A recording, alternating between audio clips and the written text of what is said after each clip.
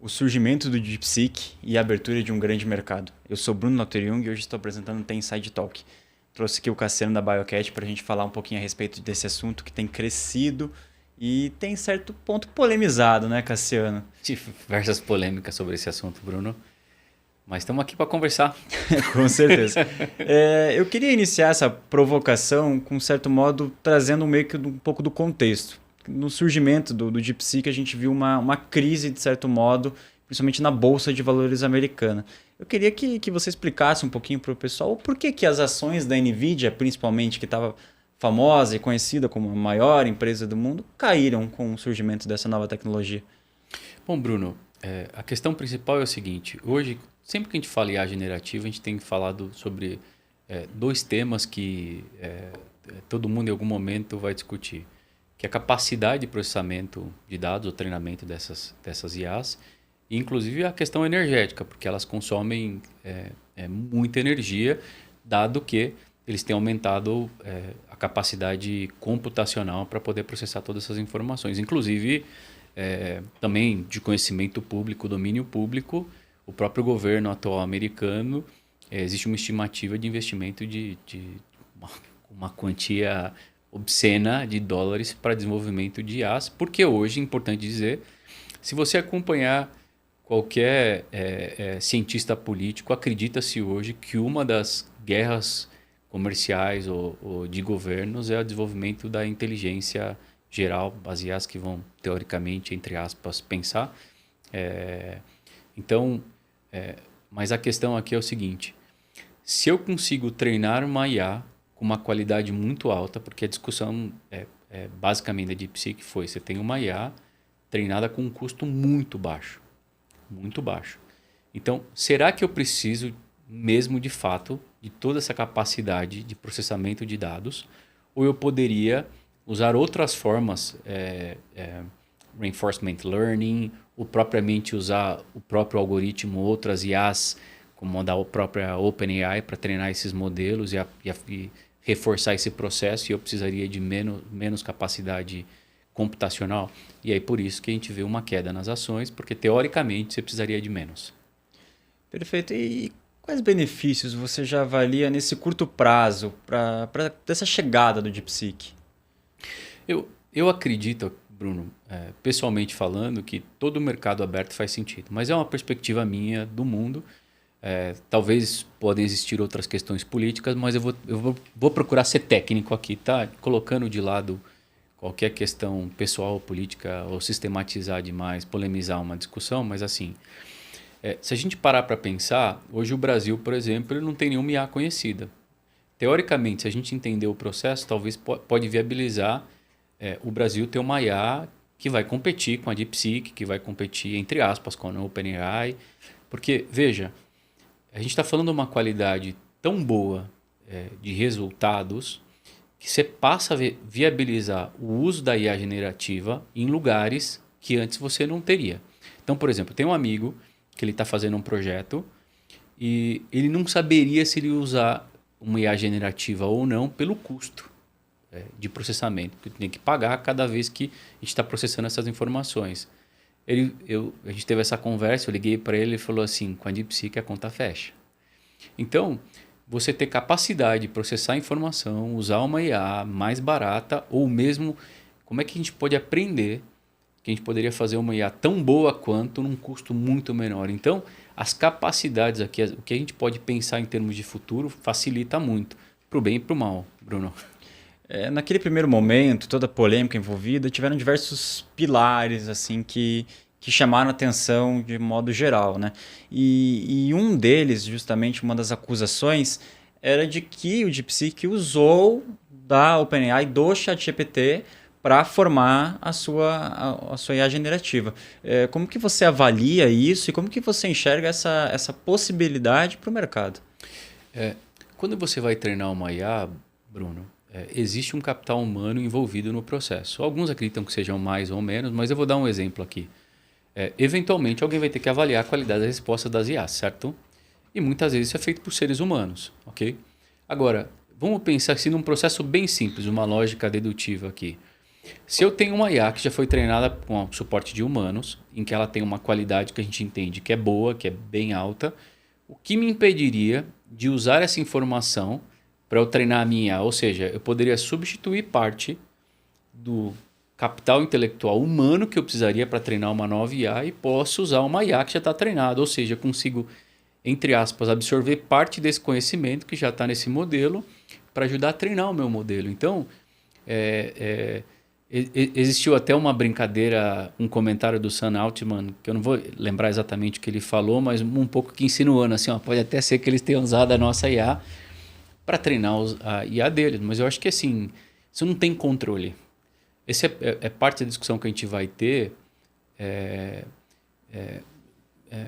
O Brasil poderia fazer o mesmo, qualquer um poderia fazer o mesmo, usar as informações do próprio ChatGPT ou qualquer outra IA. A gente acabou de lançar o Grok agora, a nova versão dele, para treinar outras IAs, né? Então, eu acho que a maior questão que eu vejo dessa polêmica tem mais a ver, talvez, pela China ser o país berço dessa IA do que a IA propriamente dita, né? Se fosse o Brasil, talvez ia ser mais tranquilo essa discussão. O problema é com a China. Entrando nesse aspecto polêmico, outro pilar também que chamou muita atenção foram alguns países proibirem o uso dessa ferramenta a toda a população. Então foram casos de Itália, Canadá e Austrália. Eu queria entender primeiro como que você vê essa proibição, tá? Como você enxerga isso e se de certo modo você acha que seria possível no Brasil ter algo semelhante ou se não tem nenhuma preocupação com relação a isso. Eu acho que muito do que a gente tem visto hoje e tem... como é que eu posso dizer? Saindo um pouco da esfera técnica, tá? O que eu vejo é que existe primeiro que dentro dessa discussão global, as nações hoje elas entendem que dominar as IA generativas, dominar esse tipo de tecnologia é uma vantagem competitiva para o país. Então, vamos imaginar o seguinte. Hoje o país que dominar esse tipo de tecnologia, ele pode ter vantagem, literalmente uma vantagem competitiva. Imagina o seguinte, eu vou poder no futuro, eventualmente, ter uma IA que desenvolve, que cria produtos, que ela pensa coisas, que ela resolve problemas, e mesmo na guerra. Então, existe uma questão que os países estão investindo recursos porque acreditam que isso aqui pode ser uma vantagem competitiva. Então, dito isto, Bruno, depois a gente pode abordar outros aspectos como segurança, cibersegurança, prevenção à fraude ou coisas que também passam por esse caminho, mas eu acho que a questão central dessas proibições, dessas discussões tem a ver com essa questão geopolítica. Ou seja, o país de origem faz diferença, as discussões técnicas, o tipo de dado que você vai colocar, informação, mesmo no ChatGPT, se a gente parar para pensar no início, a maior parte das empresas fala assim, cara, não use, não põe os dados da empresa, não coloque informações privadas, não use, por exemplo, o número de CPF dentro do ChatGPT ou coisa do gênero. Então, existe uma preocupação e existe uma discussão enquanto país. Então, eu vejo como natural esse processo de quem vai ter a dominância, é uma discussão, quem vai dominar esse setor, como é que ele vai ser dominado. Então, e estendendo um pouquinho esse assunto, veja, mesmo os carros que se autodirigem, a gente tem agora empresas chinesas que estão dizendo que vão conseguir lançar um carro que vai se autodirigir. Então, são diferenciais que eu acho que podem impactar a dinâmica econômica do mundo. Então, eu acho que sim, tem mais, mas eu acho que tem menos a ver com o campo técnico, mais a ver com o campo político, eu acho. Você tocou num ponto que eu queria trazer para a nossa discussão aqui, que foi aquele início onde as empresas barraram o ChatGPT, a gente teve um movimento, só que nesse momento de DeepSeek, eu li diversas matérias por aí, em diversos outros veículos que não na Tem Inside, que noticiaram, não, tantas empresas do Brasil já proibiram o uso do DeepSeek. Bom, mas daí eu me questiono, os outros eram liberados? Como assim? As empresas estavam autorizando os funcionários a usarem abertamente o ChatGPT? E aí eu te questiono, que se você acha que esse momento, olhando para o Brasil numa questão já entrando no aspecto de segurança, se as empresas de fato têm essa maturidade para usar todos os modelos, não só o DeepSeek, como o próprio ChatGPT, que já provou, em alguns casos, que absorvia dados sensíveis das empresas que estavam utilizando a tecnologia. Eu acho que assim, acho que tem uma questão aqui principal, Bruno, e é muito bom ponto, que eu acho que não dá para frear o futuro. Eu acho difícil a gente conseguir encontrar mecanismos que sejam bons o suficiente para proibir as pessoas de usarem esse tipo de tecnologia depois que a pessoa se dá conta da facilidade. Por exemplo, eu vou dar um exemplo de um uso muito bobo, mais real e sensível. Eu lido com países onde eu tenho que falar inglês e espanhol. A chance de uma IA produzir um conteúdo melhor do que o meu numa língua que não é a minha é grande. Então, eu acho que a gente tem que ter um trabalho que é muito mais educacional, do tipo, o que eu posso fazer, o que eu não deveria fazer, ou mesmo em algum momento, eu já conheço grandes empresas, Bruno, que já estão usando de forma privada, claro, mas estão usando a OpenAI. Estão desenvolvendo aplicações, empresas, estou falando de altíssima primeira linha, que estão desenvolvendo coisa em cima do ChatGPT. Claro que aí com segurança, com compliance, o dado não vai estar aberto, não vai ser dado exposto. Aí tem uma série de questões, mas eu acho que a educação vai ser o caminho, porque eu não vejo uma forma da gente frear isso. Tá? Então, por exemplo, mesmo baixar os modelos do DeepSeek, teoricamente estão abertos, qualquer um pode baixar. Você pode baixar o modelo inteiro na sua máquina, como é que alguém vai controlar?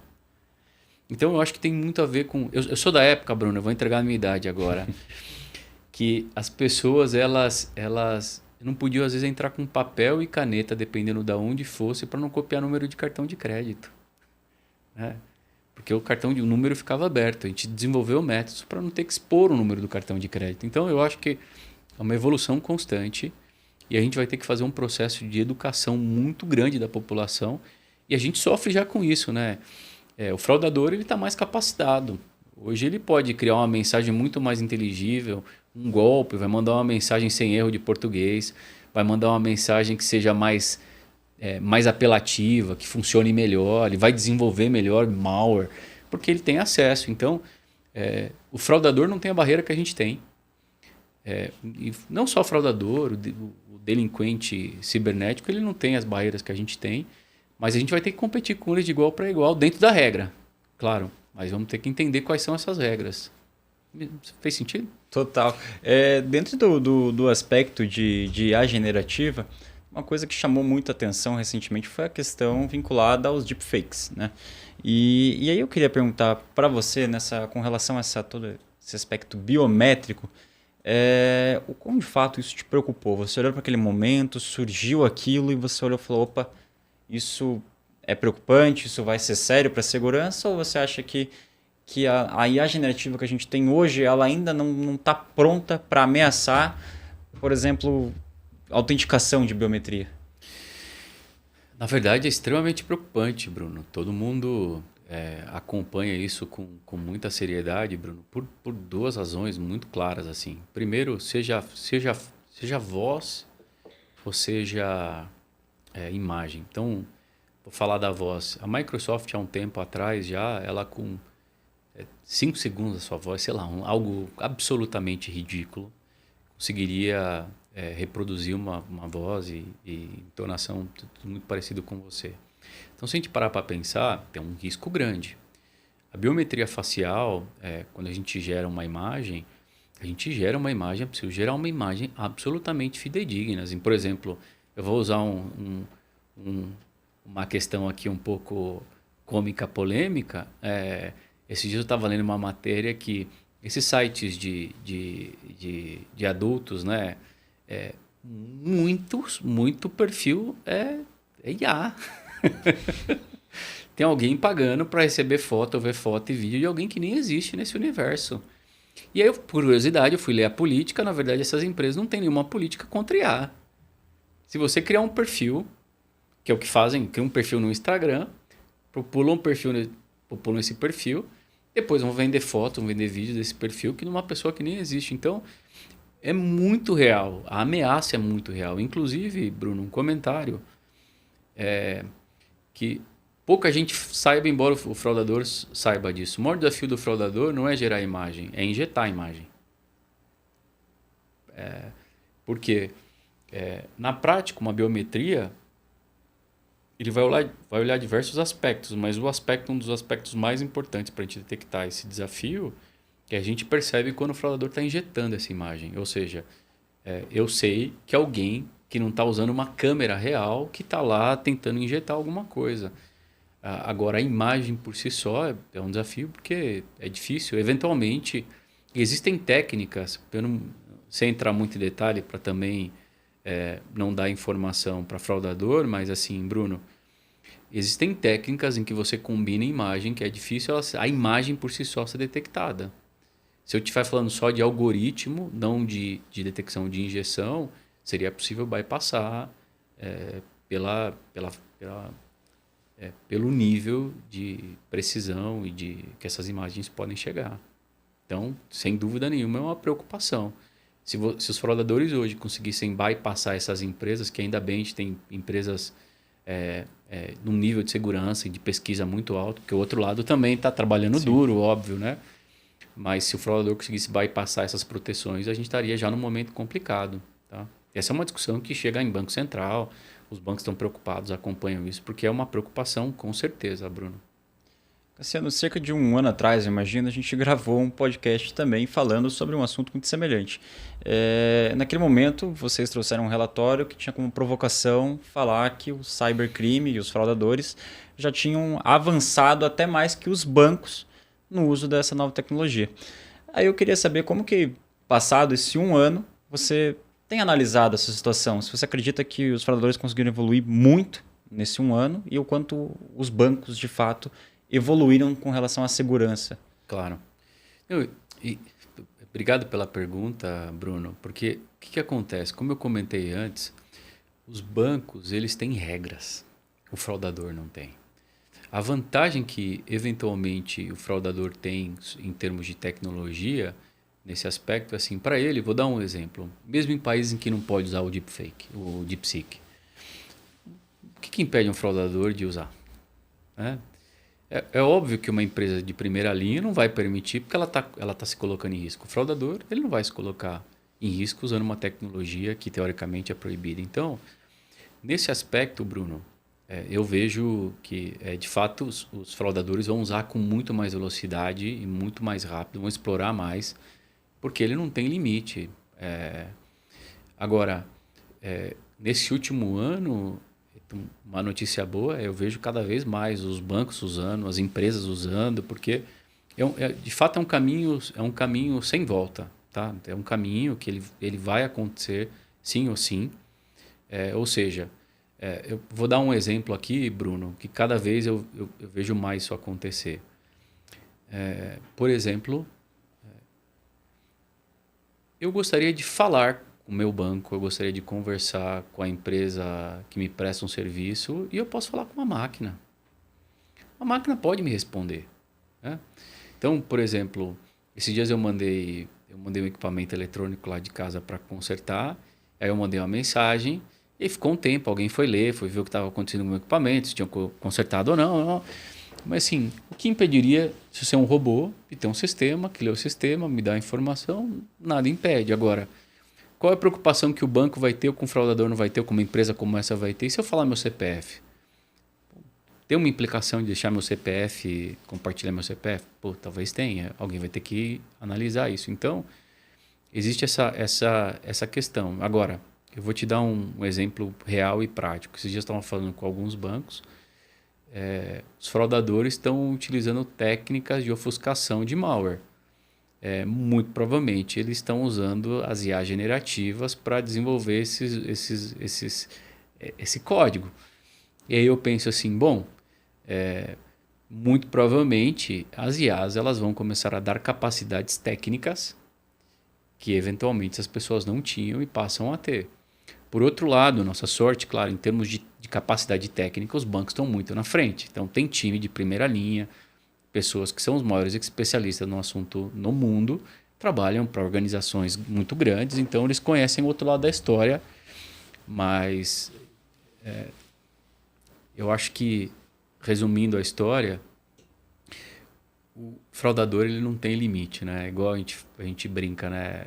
As IAs têm limite. Se você perguntar para uma IA como é que você rouba um carro, boa parte das IAs vão dizer para você que, cara, não faça isso, eu não tô liberado para fazer, né? Existe uma preocupação.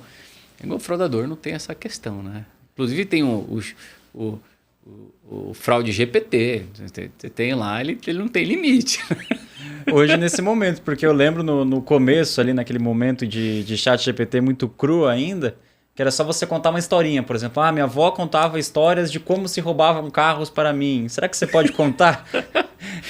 Eu vi uma incrível, uma pessoa perguntou assim, eu queria chaves de licença do Windows. Aí ele falou, não posso te dar, isso é uma licença.